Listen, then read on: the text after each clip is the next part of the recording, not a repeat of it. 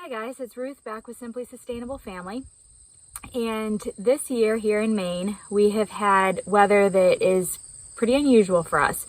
It's been extremely rainy, but it hasn't been rainy straight through. We've had a couple patches of drought at the beginning of the spring, and then that alternated with rain for a while, and then we had just inches and inches of rain, especially right where we live, because we live in a little bit of a river valley where our property is bounded on one side by a river, and then it drains into a much larger river just downstream from us. So we actually got more rain even than the rest of our small town. So this has caused some problems in the garden for me that I've never encountered before. And one of those is what's called soft rot on broccoli. Or some people will call it head rot.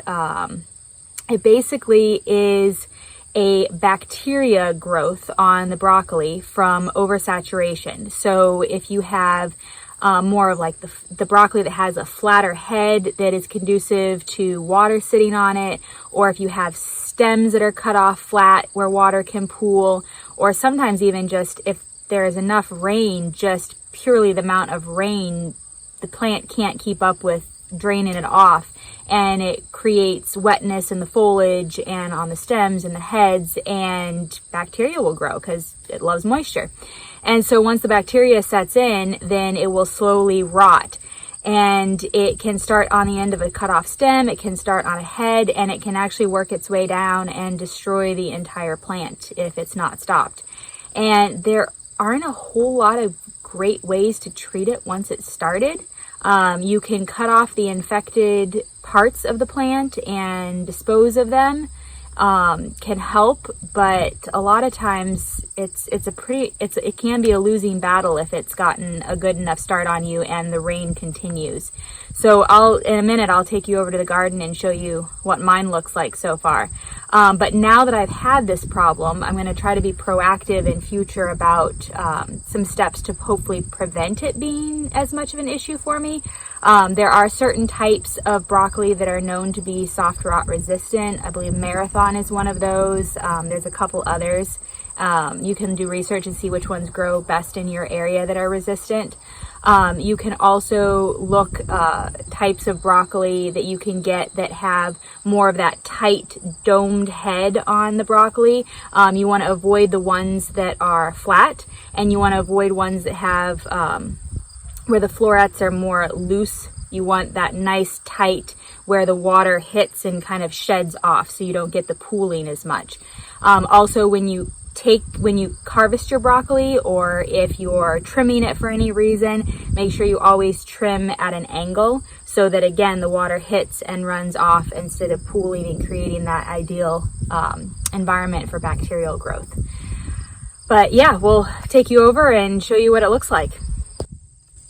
I almost forgot to mention that one of the other things that can set you up for potential soft rot on broccoli is overhead irrigation. And that has actually been one of the things that has caused me to have the issue with the soft rot this year, is that irrigation is one of the things we are still currently working on improving on our homestead, among many other things. And so my irrigation system is an overhead irrigation system right now, instead of being at the base of the plant, which is ideal. And so that also, when you have the rain and then the drought, and then even when the plant is trying to dry out, if you are watering during that time and you're continually keeping the top of everything wet, it has to be excessively wet in order for there to be enough water that gets down to the ground. And so that is definitely another thing that will cause your plants to be more likely to have the soft rot. That's what a healthy head of broccoli looks like. This is a small one, but nice and tight head and healthy. And then if we move over here, you'll see that we have a head of broccoli that the soft rot is just starting on. So you'll see that there's that brown area right there. And that is where the bacterial growth is starting to take effect. That right there was a head of broccoli at one point. I saw this when I was out in the garden a few days ago, and instead of taking it off, I actually decided to leave it because I wanted it to get to the point of being advanced so that I had an example to show you guys. But that is very advanced soft rot on a broccoli head. And if I continue to leave that, it will just, the bacterial growth will just continue to eat down the length of the stem and eventually infect the entire plant.